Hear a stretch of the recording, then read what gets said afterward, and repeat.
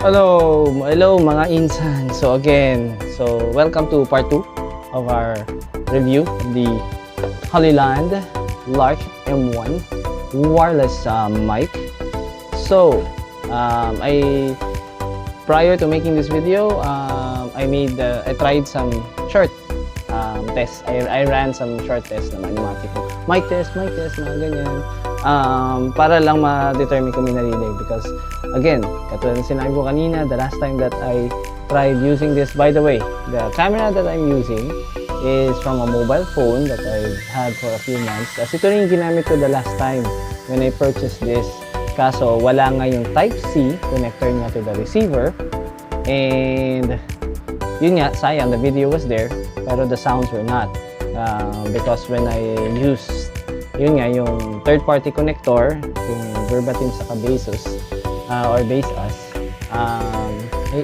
kailangan ko talaga malaman kung paano pronounce yun. But yun nga, anyways, nung ginamit ko to, walang sounds. Sayang talaga. Maganda pa naman yung video, and I'm not sure kung makikita nyo, depende dun siguro din sa pag-upload and sa quality ng uploading ko. Pero makikita nyo yung difference talaga ng quality na rin ng video, hopefully, from the last camera to the camera of this one. Yung unboxing video part, iba din ang camera na gamit ko doon. Gamit ko doon yung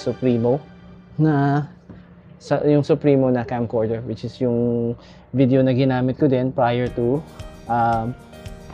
going on vacation. So I will upload some of those videos, by the way. So ngayon, tinetest ko yung quality ng sound. So I guess maganda naman siya nung kanina nilaran ko ng test. So ngayon itatry ko kung habang medyo matagal, kung maganda pa rin yung sound quality. Mamaya gagawa ko, tatayo ko, malalayo ako. Pero before I do that, I will show you first yung inopen ko na yung the one with the charging box. Yun sana actually yung gagamitin ko. Kaso dahil smart ang tito nyo, diba pinakita ko kanina yung lahat sila, tapos malalaman mo bago kasi meron yung mga sticker pa. Ayan, tinanggal ko na yung mga sticker. Ngayon, nung tinanggal ko siya, dahil nga gagamitin ko sana, very late, dahil very slow ang tito nyo, makapal yung sticker, nandun siya sa charging box. Siyempre, dahil may sticker, may in between, may insulator in between, hindi pala charge yung tatlo. So sinet up ko, yung pala hindi gagana kasi nga wala pang charge. Now, it gave me the opportunity as well to use the charging box. So as you can see, ayan, 3 lights are blinking. Kung nagbi-blink siya, so I guess everything that is there is charging. Okay. So now, ang maganda doon, tatlo na yung mic ko, dalawa yung receiver ko. So it eliminates my excuse na sayang yung video, hindi ko magawa ng speaking parts kasi low-bat yung receiver ko, low-bat yung mic. Okay. So, ngayon dalawa na yung receiver ko, so that lessens the chances na wala akong receiver na pwedeng gamitin. Tatlo ang mic ko, so which gives me the opportunity to have a working mic, and pagka kunyari since gagawa na rin ako ng mga vlogs wherein I'm actually interviewing either any of my children, or sa aking asawa, sa aking partner, sa aking mga kaibigan, sa kung sino man yung kailangan kong interviewin, magagawa ko na siya. Okay? So, as I said from the previous, in one of my previous vlogs, medyo importante din na maganda yung equipment na ginagamit nyo, yung medyo gamay nyo, maganda yung video, and definitely maganda yung sounds capturing. Okay? Actually, madami naman sa mga phones, iPhones, Huawei, Samsung, maganda yung internal mics nila. However, when you're outside, marami ka rin nakukuha ambient mics. So, may mga noise cancelling. So, very iba na rin ang technology ngayon eh. So, yeah. So, kailangan mamili ng maayos. And, of course, longevity is depende rin kasi yung capturing mo ng moments. Lalo na kung mahaba yung event, mahaba yung opportunity. Like, for example, when you're on vacation, syempre, hindi mo naman kayang schedule yung excitement and enjoyment of the moment. So, you have to be ready. And when you're on vacation, sometimes 4 hours, 5 hours, or even longer, anything can happen. So you have to be ready. So may mga power banks ka. Itong mga mics, and they're not normally always being charged because you only use it when able. Plus, sometimes nakakalimutan mo dahil maliit nga lang siya. So, yeah. So, ang maganda dito sa box, yun. So, you'll find out kung fully charged siya kasi 4 yung lights. So, if it's 4 lights, it's fully charged. And while it's blinking, it means they're still charging. Okay? So, I guess when they're fully charged, those lights will stop blinking, meaning fully charged na sila. So, and then, pag fully charged sila, according to the instruction manuals, the box itself will automatically turn off and stop charging as to avoid overcharging the mic and the receiver. Okay? Maganda yung warranty nung matagal yung warranty nung box ay nung item. Okay? Hanapin ko lang kung ano yung warranty niya. Hindi naman siya lifetime warranty. However, the warranty itself is quite long. Yung napansin ko. Okay? Guide. Kompleto naman yung mga gamit na yung kasama niya. So, instruction manuals, charging manual, storage manual, main operation manual, mode switch, volume and everything. Marami naman. User manual. Okay. Compliance information. Meron din siyang kasamang we are here for you. Okay. Parang after sales card. Yan. After sales card. Yan. Leave your okay. So, kompleto naman yung item. And kompleto naman yung gamit. So, and plus it has its own travel box na medyo, as I mentioned yung first video ko about it, yung first review, medyo, actually hindi siya medyo, maganda siya, high quality din. Okay? Ang hindi ko lang din talaga masigurado sa paggamit sa lahat ng gamit na nakasama nito is yung ano ba tawag dito, yung feather cover. Kasi this is actually if I remember correctly talaga, this allows at least to lessen ambient noise, yung lalo na pagka outdoors ka, mahangin, or when you're on the road, yung hangin sa kalsada, yung mga gano'n na nakaka-capture na sounds. So, nababawasan. Okay? Pero pag hindi naman, nadadaan naman sa edit. Medyo, siguro if you're a veteran if you're a vlogging veteran, madali lang para sa iyo mag-edit ng sounds. Pero like me, medyo amateur ako, medyo baguhan pa ako dyan sa nagsisimula pa lang. Baka kailangan ko pa matutunan yun. Kailangan ko pa mag-research about it. Okay. So, by the way, yung kanina nagamit kong mic kasi ito mic gun. It's a small mic gun. So, yan. Ito ang ginagamit ko pagka malayuan, pagka malayuan na ambient sound, or pag ano naman na yung pagka noon time na yung nag-i-interview ko, or pagka gumagawa ko ng short videos lang with my children, ito gamit namin para capture lang lahat ng sounds. Okay. So single directional lang naman siya, so kailangan mo talaga lang siya i-point out sa nagsasalita para makuha yung sound. So, yeah. So, ito yung, ang tatak naman niya ng boya. So, I did not make a video out of it kasi nga hindi ko alam kung magagamit ko siya properly. So, yeah. So hopefully, by the way, let's try na lalayo. Yan, okay? So, yan. So, pasensya na kayo sa suot ko. Okay? It just came from work. So, pagdating kong galing work, dumating yung item. Actually, natulog na ito kanap. Tapos sabay, ginising ako na meron daw akong item na dumating. And lo and behold, it is this item. So, yan. So, malayo ako. Okay? I would say just a few, well, less than 2 feet, 3 feet away. So try natin lumayo. Tignan natin kung marinig pa rin ako ang sounds. Okay, we're in my back office by the way. So, back room. So, yan, pag lumalayo, so this is at least more than 6 feet away. I'm not sure of the distance or the quality pag lumalayo, pero I really have to check as well yung distance-wise kung hanggang gaano kalayo siya gumagana or magka-capture ng sounds or yung connection niya. Kung hanggang gaano kalayo, like how many feet. I will have to go through the user manual, pero just like any other guy, hindi kasi ako mahilig magbasa ng user guide.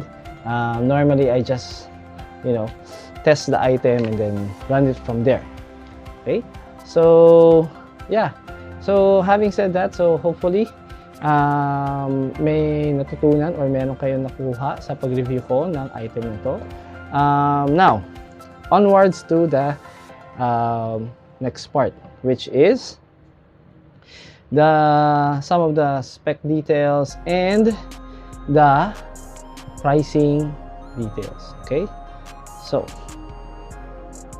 wait lang mga insan, kukunin ko lang yung mga details and then I'll discuss it further with you. Okay, thanks, wait lang mga insan, dyan lang kayo.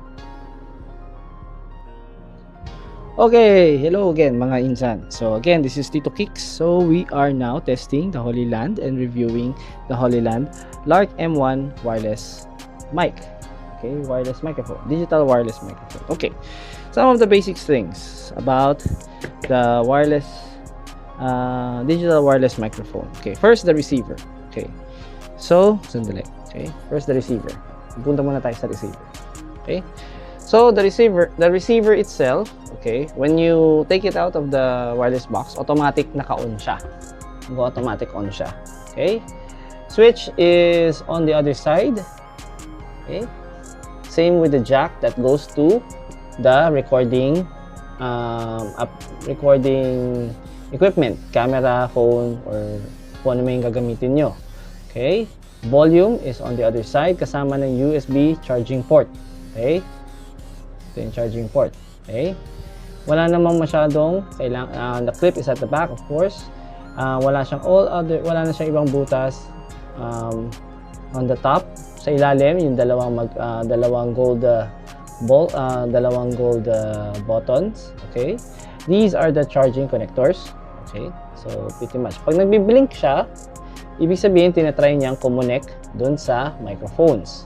Ngayon, pag naka-steady light siya, pag isa naka-steady light, it means on one mic. Pag dalawa, 2 mics. Okay, so I believe it works on either way, as long as it's paired to the mic itself. Okay, so I will test that on a later time, but I believe it should work accordingly pagka ganun ang pagka-setup.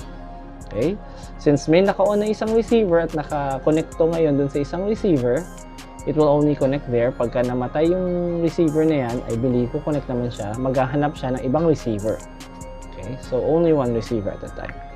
Okay, pag binalik mo siya, mag-charge siya, automatic turn off siya. Okay, so actually pag nilong press mo din, okay, press, okay, mamamatay na siya. So charge mo siya ngayon, so mag-charge siya. Okay, so, give it a little bit 5 seconds. Okay, pag tinanggal mo, okay, automatic on na ulit. Okay, okay, but I would never suggest na dalasan na gano'n. Pagka kailangan pa, before you charge, patayin nyo siya. Okay, as to avoid maybe siguro short circuit. Since napakaselan ng mga ganitong products, ganitong mga kagamitan, I would always suggest to take maximum or the utmost precaution of preserving your products. Okay, gamitin ng maayos. So kung kaya preserve, patayin, okay, to save the battery, and pagka-charge yung maayos so that hindi siya mag-short. Mahirap medyo mahal din siya kung nagkataon. Madalas kasi kaysa paayos mo, bibili ka na naman ng bago. Even though you have the money to buy for it or ano, it's always prudent to save. Okay? Now, for the mic, okay? For the mic itself, ganun din. Once you remove it from the charging box, automatic naka-turn on siya. Okay? There are microphone receivers on top and on front. Okay? So it receives there. Pag nilagay mo siya ng mic, so mako-compress lahat ng sound. So I guess it's either tatakpan niya to or ibababa mo ng konti para pasok na pasok. It will only capture one sound source. So plus matatanggal, mababawasan yung mga ambient noise. Now, yung volume nito is controlled based on the receiver. So the receiver, yung receiver ang magde-determine kung malakas or mahina yung pagka-make ng sound. So isi-switch nyo siya from the receiver. Ang buttons lang dun sa mic is one, yung power button. The other one is the noise cancelling or noise according to the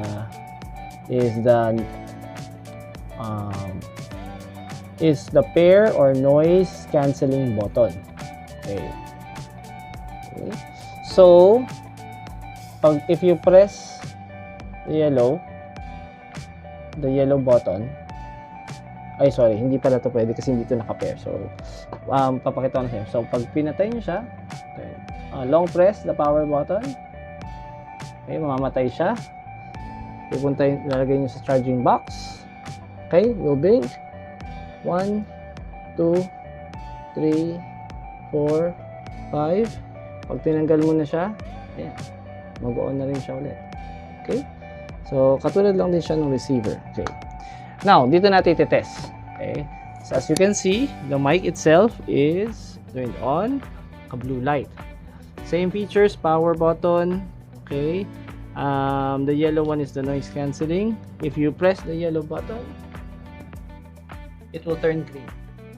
It means yung function niya na noise cancelling, ibig sabihin kung sino lang yung nagsasalita, naka-singular direction lang siya. So talagang kung saan lang nagagaling yung sound, isa na nagsasalita, point out dito, yun lang ang gagawin niya. Tapos itatry na niya eliminate all other ambient noise. Okay? Pero kung tahimik naman kasi yung area, like for example, I am in the back room, may electric fan, may aircon, pag nandito ka, marinig mo sila. So I'm not sure kung nakaka-capture siya nung nakaka-capture sila as ambient noise. Okay? Most likely maganda to pagka nasa area ka na may maingay sa labas or in a distance, from a distance, may mga other ambient noise like siguro yung noise ng sasakyan sa kalsada, sa labas, yung mga hayop. Hindi mga walang hiyang hayop. Yung mga blip-blip na hayop. Like, kunyari, madalas, di ba, pag may mga nag-vlog ka, may tumatahol, kaya nasa farm ka, may mga manok na magtitilaw. So, I guess, kaya i-eliminate kaya siya i-cancel nung microphone. Okay? So, but I will try to test that maybe in the next few weeks kasi I might be going out and may yung lugar na pupuntahan ko para siyang farm. So siguro titingnan natin. Unless kung yung manok o yung aso katabi mo, tumahol siya o tumilaok siya, talagang maririnig siya. Pero kunyari from afar na akala mo malakas pero dahil maka-cancel out ng noise cancel siya ng mic, baka sakaling it might be canceled out at hindi siya makuha sa recording. So yeah. Other than that, yun yung mga very simple features ng product. So all in all, I would say specs and usage wise, maganda siya, madali siyang maintindihan. The user guide pretty much says everything and tells everything that you need to know about how to use this product. Now, on to the next part, which is yung pricing naman niya. Okay? Now, yung unang binili ko, okay, the one that I'm using, yung pair lang na receiver and mic lang, wala tong charging box, okay, and wala din yung type C connector from the receiver to this phone, okay, dun sa mga walang TRS jack na magagamit, okay. Yun, that was priced at the time at 3,500. Okay, medyo sasabihin nyo, medyo mabigat. Yes, medyo mabigat siya. Okay. Meron namang ibang mga wireless mic na mas mura. Okay. Pero dun sa mga nagtitipid, I would suggest na okay din yon if you want. May mga iba naman na maganda rin yung quality.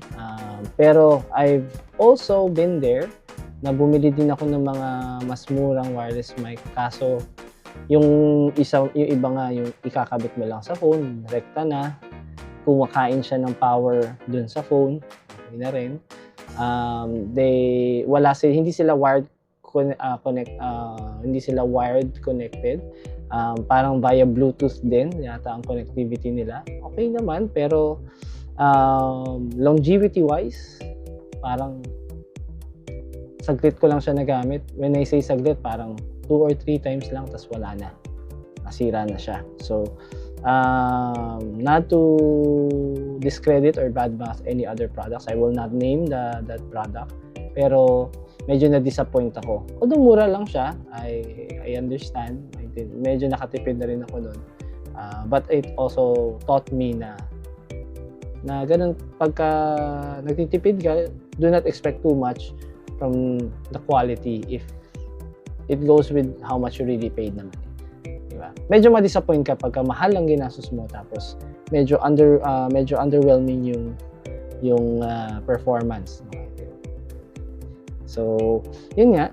So, yung una, okay, I'm just checking my list here. Nung una, it is 3,500.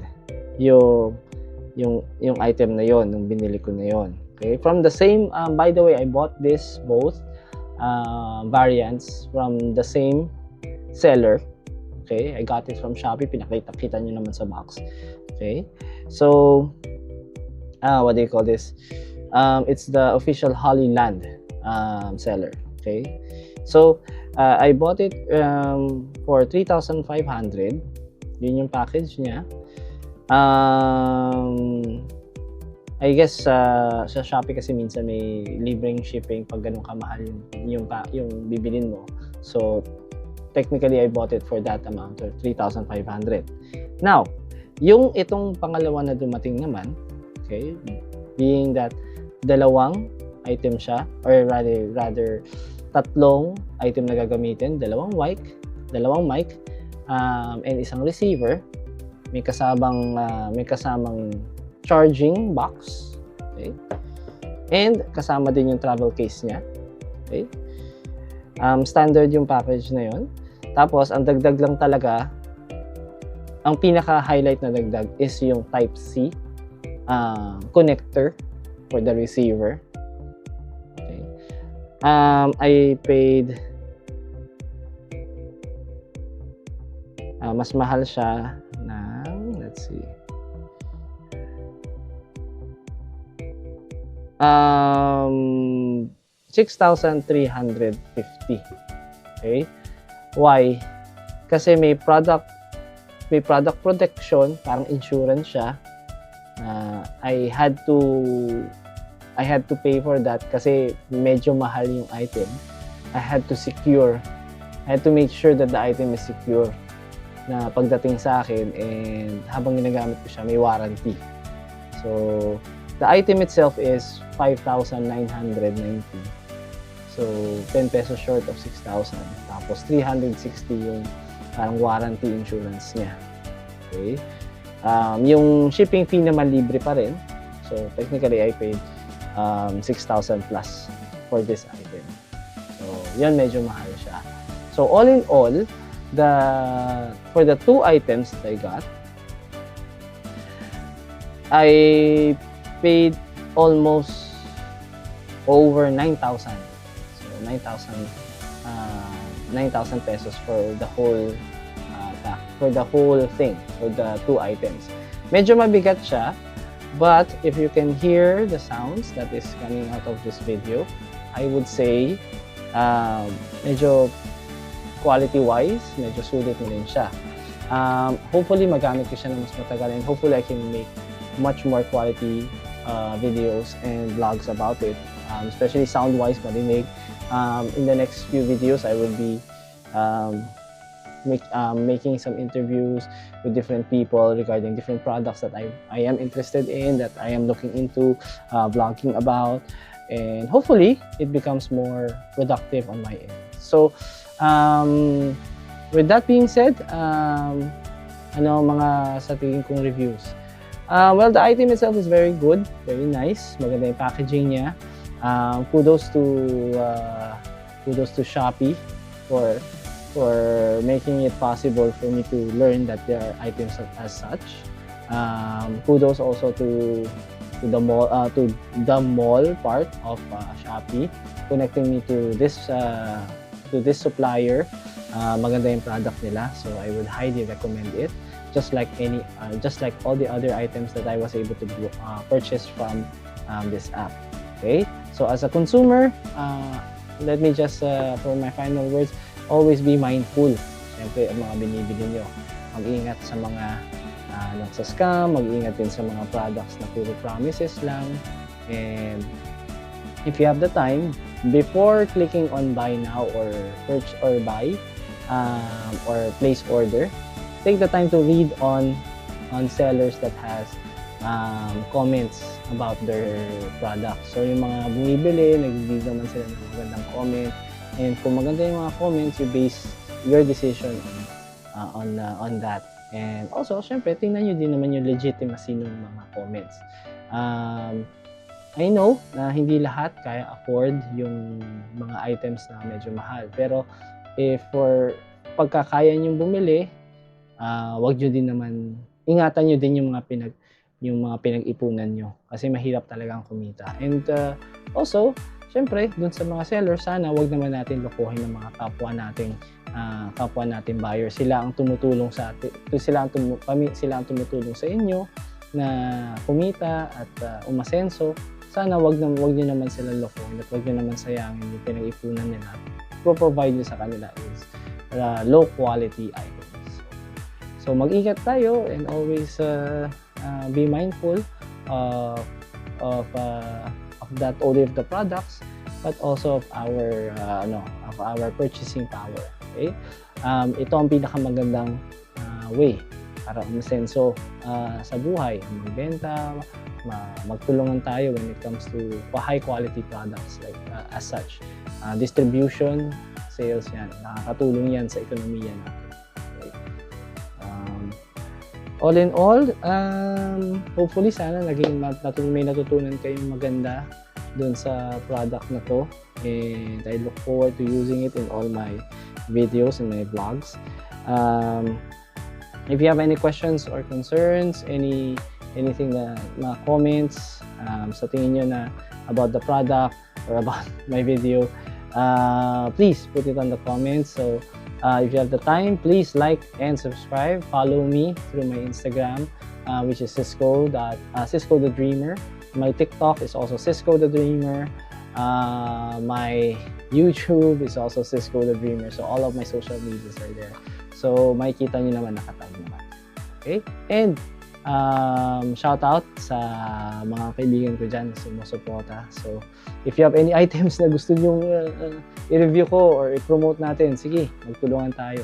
So again, thank you very much mga insan, mga kaibigan, mga pro-titos, pro-titas, mga estudyante ko, mga kaibigan ko, mga aking mga educated colleagues and colleagues. So, yun. Thank you very much again. Have a good day. And as usual, if you have anything, any questions or concerns, please comment is always welcome. Peace out. This is your Tito Kicks saying see you laters.